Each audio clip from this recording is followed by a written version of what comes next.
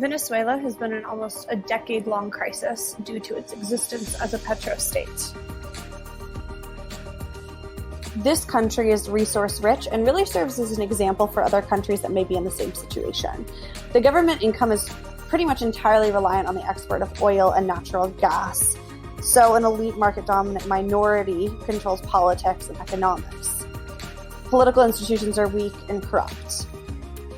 A big issue with petrostates is the divide between the government and the people, because the government makes more money off taxing its exports, i.e. oil, rather than the taxes on the community it's actually serving, which causes a pretty big divide between the people and the government. This divide between the government and the community really came to fruition in 2013 when President Nicolas Maduro was elected. Due to the declining price of oil, the country was really impacted because they'd been spending and had created this huge deficit, which led to the recession in 2014. In 2014, Venezuela was rocked by protesting. It all started when a student at a university was raped and students began protesting for increased security. And this went on to include food scarcity, violence, and shortages in food and medicine. The opposition leaders from the Table for Democratic Unity called for the removal of Maduro from power right around when the bank confirmed the recession due to deflating oil prices. The government cut public spending, which made it even more difficult for people to get food and medicine, and essentially called the protesters fascist. And in 2015, Maduro, in order to protect his position in office, essentially added justices to the Supreme Court who could negatively impact oppositional groups. Food shortages this year got even worse and caused an average 19-pound weight loss per person, which really created the political climate for 2017. So it all began when the Supreme Court disallowed a member of the opposition party to participate in April's election. This led to some pretty intense protests all across Venezuela, which after a few months resulted in 66 dead from riot police. About 4 months into protesting, the Constituent Assembly was formed after a sham election that was said to bring peace, but was really just a move to hold scheduled elections that would negatively impact the serving government. It was Maduro's attempt, essentially, to battle the Democratic Unity oppositions. The formation of the assembly led to even more fear of recrimination and oppression, and the actual election itself was really problematic because polls anticipated about 15% of voters to show up, and 42% did, which is most likely inaccurate. So the large majority of Latin American countries and others, including the US, are denying the validity of the actual vote itself. U.S. sanctions have actually targeted Venezuela and the government, specifically Maduro, by prohibiting businesses to conduct with the country, which is going to cause a lot of international isolation. Despite a lot of people's fears that the Constituent Assembly would block the 2018 presidential election, it did go on and Maduro was reelected. However, the U.S. decreed the election as undemocratic before the vote even occurred, which is what the majority of people agreed with, that this vote was invalid. The end of 2018 really sealed Venezuela's fate going into 2019. By November, 3 million people had already fled the country due to massive shortages in food and medicine, and that really burdens the local capacity in terms of fiscal costs and just functioning as a society on a daily basis. As Venezuela entered 2019, the food shortages still persisted.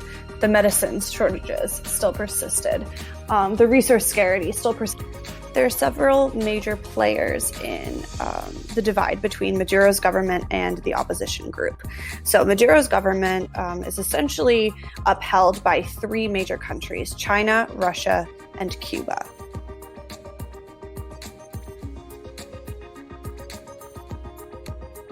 China supports upholding the socialist regime in Venezuela. However, Maduro's government does owe approximately $13 billion to the Chinese government. But China is still steadfast in objecting to UN intervention in the country. For Russia, Venezuela acts as a political foothold in Latin America to offset U.S. influence. They also are a major supplier of weapons to Venezuela, and recently ships capable of carrying nuclear weapons actually visited the country. Russia has also bailed Venezuela out a multitude of times. Cuba acts as Venezuela's main supporter in Latin America and actually spies on other countries for Venezuela. They also have economic holdings because Cuba gets discounted oil if they provide people to aid the country in forms of doctors, teachers, and engineers.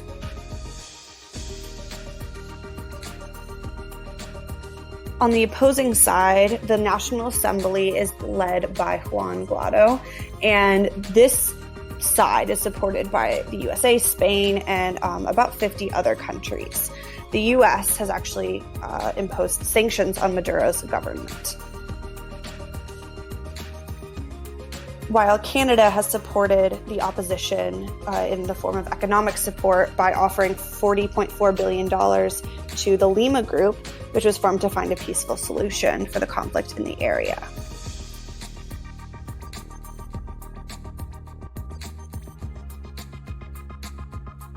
Guaido has also been recognized by the Organization of American States and the Inter-American Developmental Bank. While the UN is too divided, those two organizations do have a lot of economic backing in the area and make a difference on which side they go with. After Maduro's inauguration in January, Venezuelans took to the streets to protest.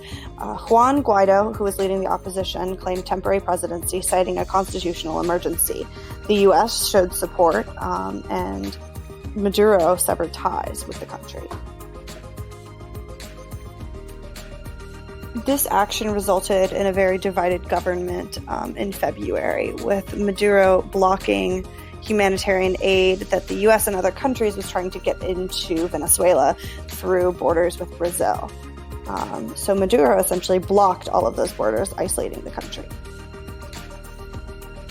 Today, major issues still persist in Venezuela due to Maduro and his corrupt government. Currently, he and his allies are profiting off of a food subsidy scheme. This corruption network profits from overvalued contracts while only actually issuing a fraction of the food from the program to the communities that it's supposed to be giving food to. This scheme was created in 2016, and it's known by the Spanish acronym CLAP. And it's essentially supposed to distribute food boxes at lower prices for lower income housing and communities. Colombian nationals Alex Saab and Alvaro Vargas have been exposed for being two of Maduro's allies in this scheme. And essentially, they reap and distribute profits without actually distributing the food, which is one of the many reasons that Maduro isn't recognized by 50 countries as president. Venezuela's biggest issue is the lack of support for the people. And while you do have Guaido who's supporting the people and attempting to oppose the Maduro government, there are blocks left and right that are preventing from humanitarian help to actually getting to the people within the country. And that's the issue.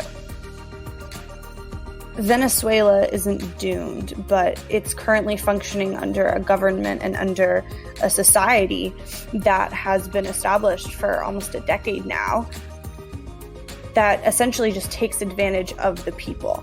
And if there's any hope in reversing this, there needs to be serious changes put in place in order to change the future for Venezuela.